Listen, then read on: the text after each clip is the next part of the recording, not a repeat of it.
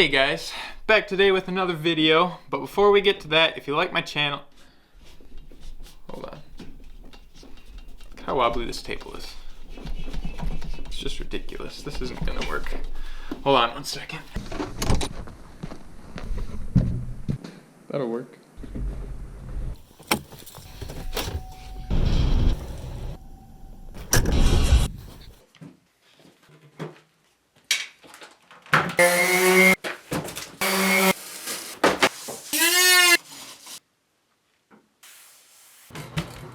There we go.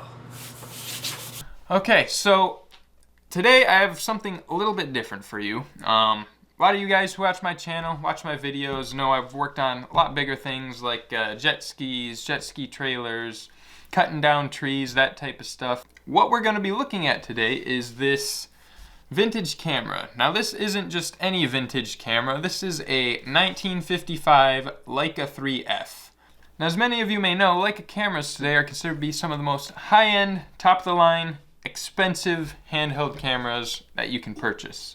And in 1955, when it came to photography, it was very much the same story. This specific camera retailed for around $336. Now that might not sound like a lot of money, but when adjusted for inflation, that $336 turns into $3,300. That actually puts this camera right in line with what I would consider to be its modern equivalent, the Leica CL, which currently retails for just over $3,000. I also came across this camera.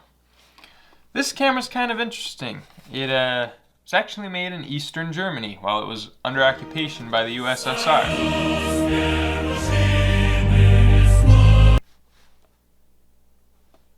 You guys hear something? So today we're going to clean this up, do a little bit of light maintenance on it, and see if we can't take a picture or two with it. First, undo the button on the back. Down like that. And there's the camera right there. Yeah, looks pretty good. You see right here the vulcanized rubber that makes up part of the case is starting to crack, so we gotta be kind of careful when removing this. So remove the lens first.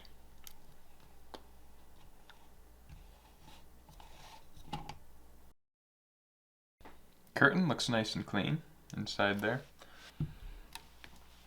We'll remove these two front screws.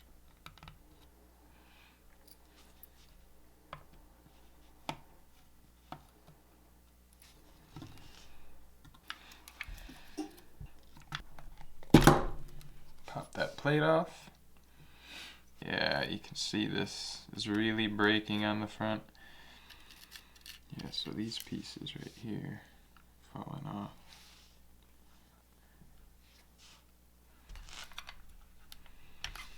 It looks like we got a canister of film in here.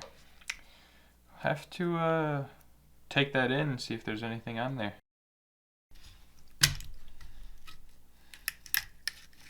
Okay. First clean the exterior with some oil. It's honestly pretty clean in here, all things considered, with how long it's probably been sitting for. Okay, so now we're going to remove this bottom plate.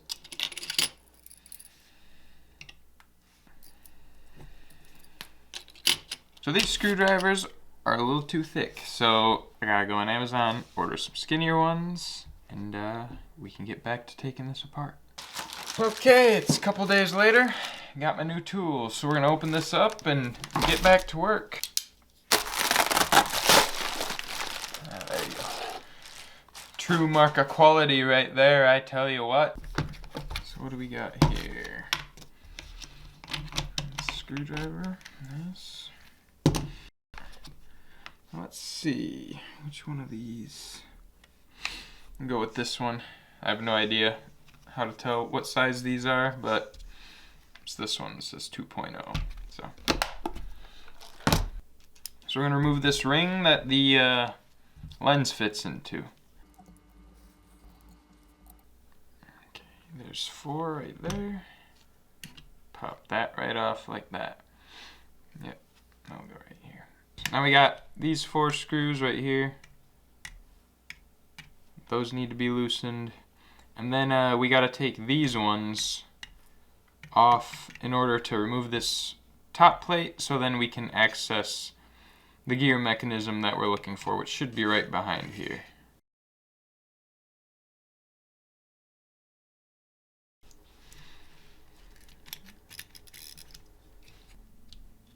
Push that rod back and just pop that right off like that.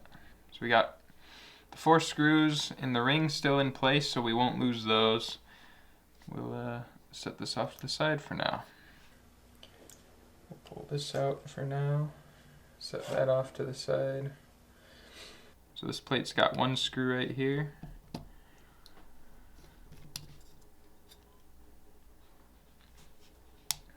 That has 2 more right here. There we go. There's those 3 screws. Pop this off.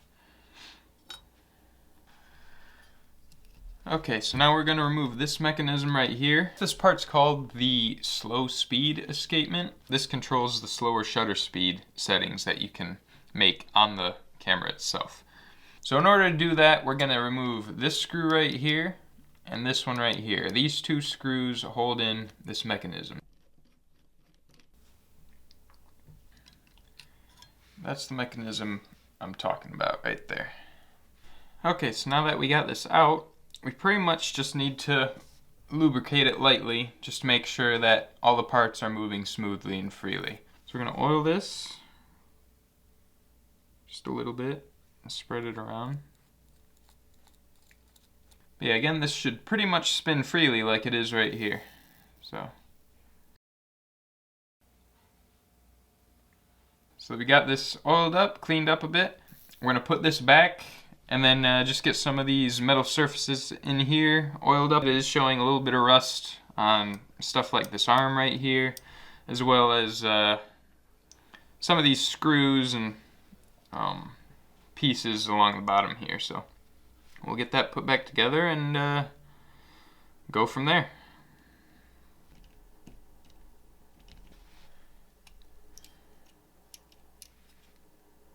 Now we'll do a quick function check.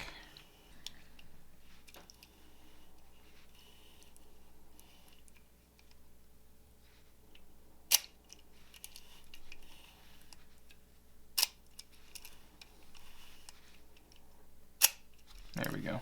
Now it's starting to function good.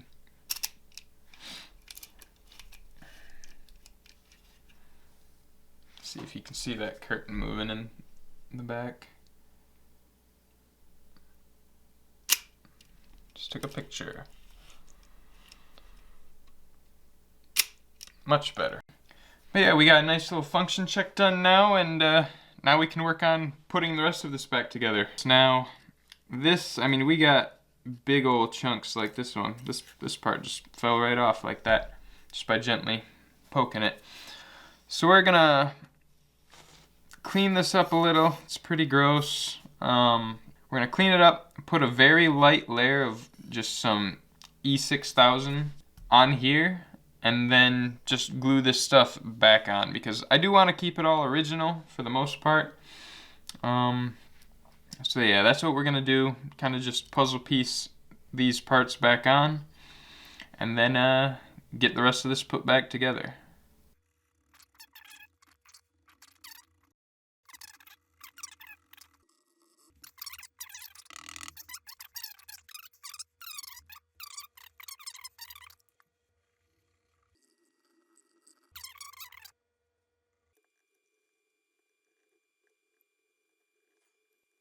So after letting all this dry and everything, looking it over, it just doesn't look that great. We do have other pieces on the back that are starting to come off right here. You can see. So what I did was I went online, I picked up a replacement cover. This cover I got off eBay is about 25 bucks. It's fake leather PVC. They had the exact cut that I needed for this specific model of camera, so I'm pretty impressed with it. It looks pretty good. So what we just need to do is strip off this old cover and then prep the surface so we can apply this new cover on. So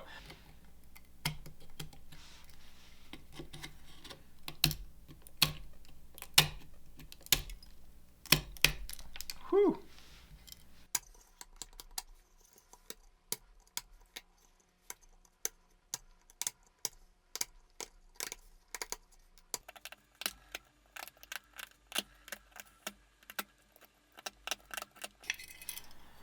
Okay, we got that pretty much all removed. We're just gonna pour some of that on there and just rub away. Okay, we got that adhesive from our initial fix off. Now we're gonna hit this with a little bit of sandpaper.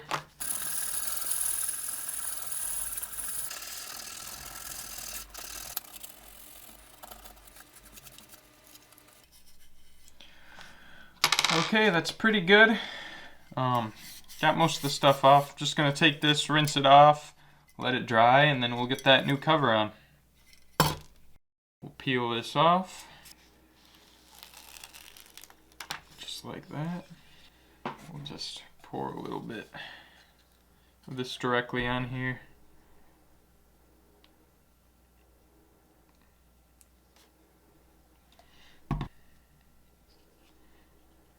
Let it.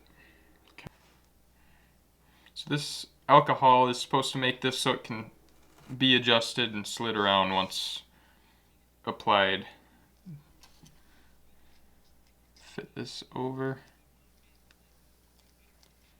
Then slowly wrap it around.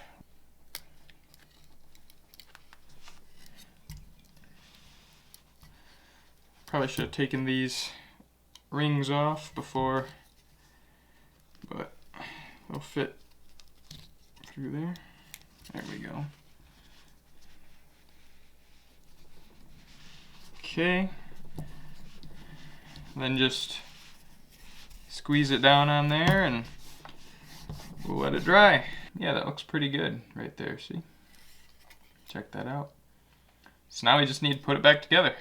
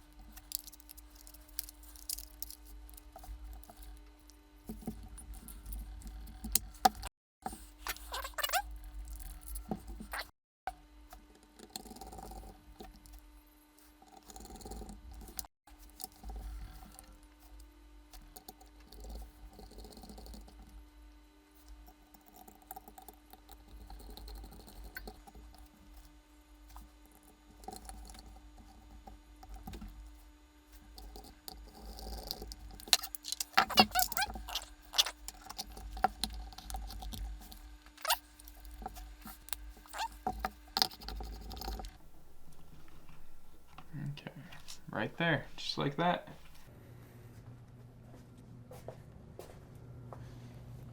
Okay, so it's actually been about 3 years since I started this video. Now, a lot of things have changed. As you can see, I've got a lot of tools, a lot of projects going on. It's been really busy, so that's why I haven't really uploaded anything in a while, but I wanted to finish this video finally and get it out to you guys.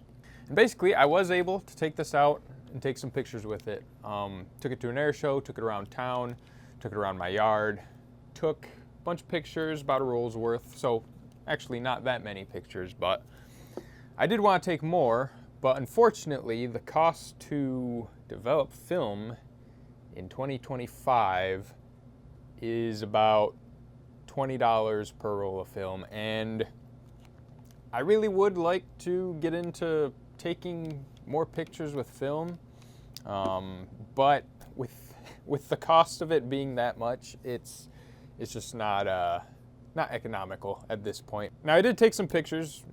I'll show them to you right here. They turned out okay. Didn't turn out great. There were some that it looks like the curtain for the shutter is dragging a little. It's a little delayed. I don't know if that was because of my settings on the camera and just not knowing enough about these types of cameras and how to take pictures and lacking that experience. But I still managed to take some pictures, managed to capture some things.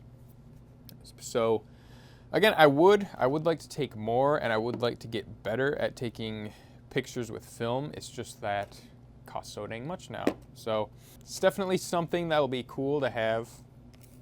Put it on a shelf.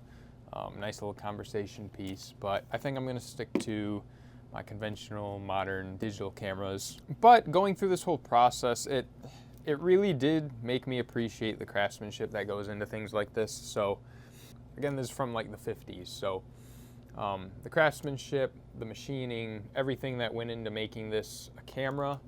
I mean, I know you had lathes, you had milling machines and everything, but none of that was digitized. None of it was computerized in any way or automated. It was all just like, hey, a guy at the machine running it, going over a template, people sketching and designing these on draft boards, essentially. And just having something like this, a camera, where the craftsmanship is very evident just from picking it up, holding it. It's nice and heavy. All metal, pretty much, except for, like, again, this rubber case covering on the outside. I mean, everything else in it is pretty much metal, all solid. And this is definitely something I'm going to take care of, keep it nice, clean, working order, just so I can make sure I have something to hand down to my kids that's like a reminder of, you know, this is what quality is. This is what people are able to do without all the technology and tools that we have nowadays, where you can just print out something from a 3D printer, which I got one right there.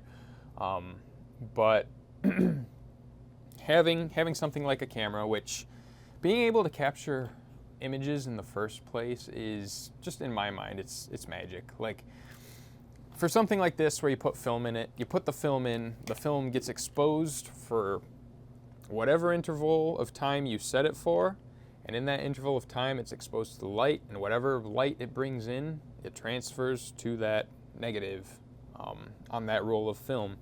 And then being able to take that, process it, and then actually create a physical picture that you can hold is really, it's really something we take for granted with the digitization of everything nowadays. Because with the camera that I'm taking this video on right now, that camera is capable of taking, I think, something like 10,000 pictures with the memory card that's in it. And I could increase that by putting a bigger memory card. And that camera's got a battery on it that lets me take video for like 10 hours straight. But being limited, having the limitations of film, the limitations of lighting, there's no flash on this. You could buy flash cubes that attach to the top, or a little battery-powered flash. And just having those limitations, I think, definitely force people to be more creative. Nowadays, anyone can pick up their phone and have what was considered movie-quality recording ability in their pockets. And I guess, I don't know, like, doing this video on this camera has just made me think about what all goes into making something, not just physical things, but content, art. And when you make the ability to create stuff like that more accessible to everyone, I mean, obviously it's going to expand the pool of creativity and the amount of people who are able to express themselves and all that great stuff, but it does increase the amount of slop. It increases the amount of garbage that's out there. And by no means am I saying that anything that I've made is anything special for the most part. I mean, sure, I've done a lot of videos on how to fix stuff, how to do it. It's more instructional. It's not so much on the artistic side. But I do videography on the side as a side job. I make wedding videos, music videos, stuff like that. And I try to do a good job. But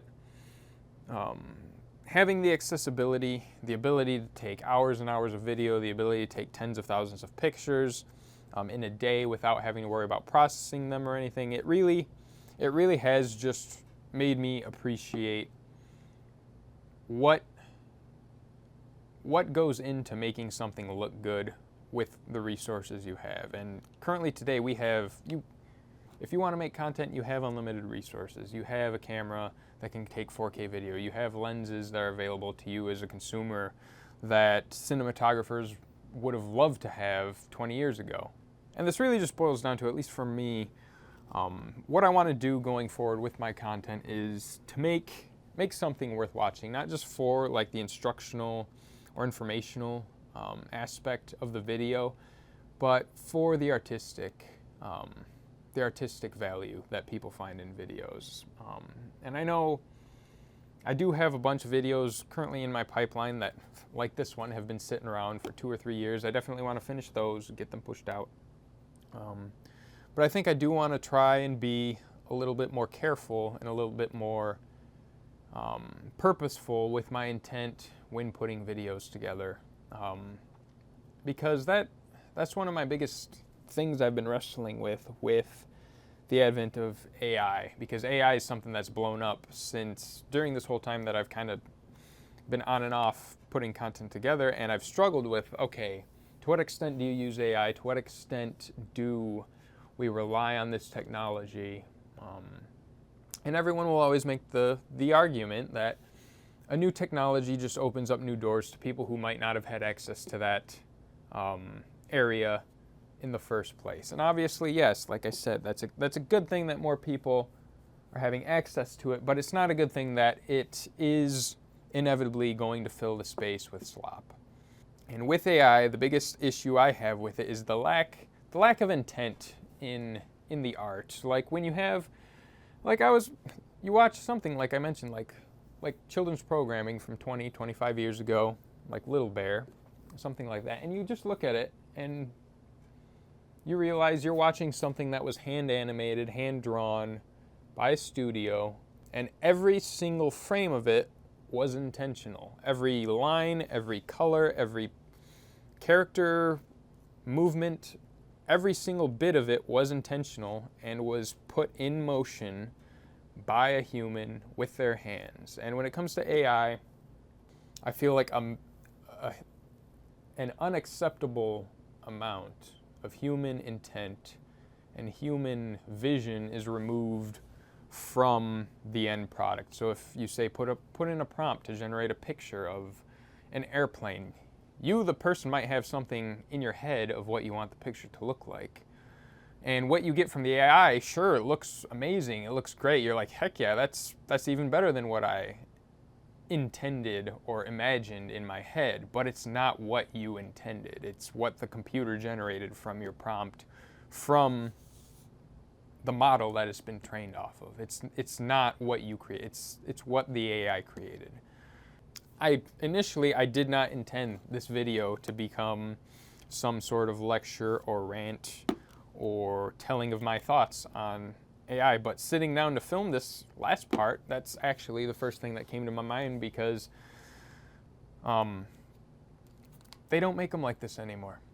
This was made by human hands. This was made with intent. This was made with every aspect of it being planned out, plotted out, drawn out by a person on a drafting board, piece by piece, hundreds of pieces, thousands of pieces, individual pieces that were hand-drawn, handcrafted, milled by a person. And again, that's the thing, like, the mill is a tool. The mill made it much more accessible for people to purchase things like this because it made it much more cost-effective, economies of scale, all that stuff, which I'm sure AI will provide, but it also removes that human element, understandably so. And going forward, like, I've messed around with like AI video generation. It's neat, it's cool, but again, like, I've put in prompts trying to get a specific vision for my head, and it's like it spits something out that looks good, but in my head it's like, that's not exactly how I want it to look, that's not exactly how I want it to play out, and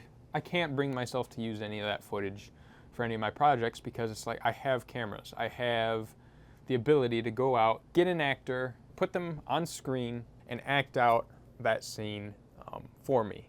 And all I know is, for me personally, if I were to go with an AI version of that instead of actually going out hiring someone, I wouldn't feel satisfied.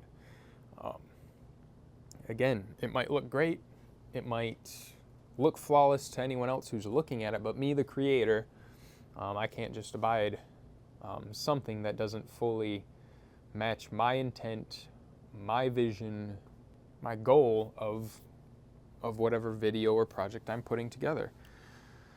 And so whatever this tangent was, whatever, I don't know. But going forward, definitely want to put out more videos. Definitely going to stay away from the AI stuff. Now it can be useful, again, for helping write stuff, write summaries, synopsises, outlines, setting the framework for something, but when it comes to the actual details, yeah, it really, I don't like it. So that's about it. I hope you enjoyed this video. As you can see, like that thing, that's gonna have its own video. I've already got most of it filmed. I just need to sit down and edit it. Got a bunch of RC stuff that I've been working on that I need to just sit down and edit. I've got firearm-based content that I need to sit down and edit. And I've also got the biggest project that I've ever worked on in my life that I'm currently working on, which I'm not going to tell you what it is. You'll see it soon enough, but that's going to be a bunch of videos. So hopefully I can get moving along. I finally got this video after three or 4 years. I don't remember when I started filming this, but it was a while ago. This room's changed. But man, film is just so expensive. Like, that is one thing. So like, even though we have our economies of scale, developing film is more expensive than it ever was before because no one uses it anymore. And that's a shame.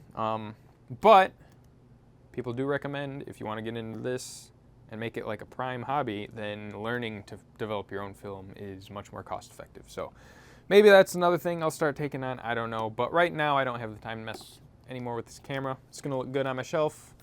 I'm happy with the pictures I was able to take with it just to make sure it worked.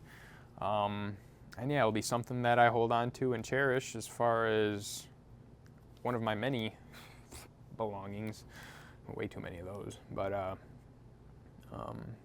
yeah, this was fun to make, and I hope you enjoyed it. And don't rely on AI so much. I know a lot of you kids, if your kids watching this, I know you're using it for papers. I know you're using it to write your papers, used to write scripts, whatever.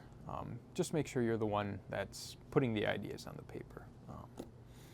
Use it to write the outline, whatever, but just make sure it's your voice that's coming through. It's your thoughts, your ideas, because you're a human. I don't want to hear what a freaking robot has to tell me about anything, because I really don't like that.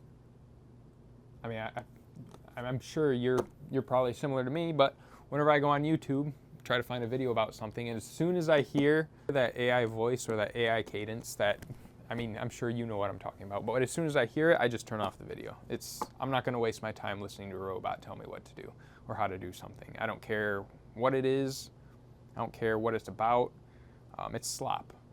So yeah, if you guys have any ideas for future videos that you'd like to see me do, if you see anything in the background that you'd like me to make a video about, just leave me a comment, and we can go from there. I definitely like reading your guys' comments. I always make a point to read them all. I usually like most of them. I think I've liked like 95% of all the comments that have been left on my video, because hey, I appreciate you. If you're gonna take the time to leave a comment on a video, even if it's a bad one, I appreciate it. So leave a comment, leave a like, do whatever, don't care. But yeah, hope you like this video, and see you in the next one.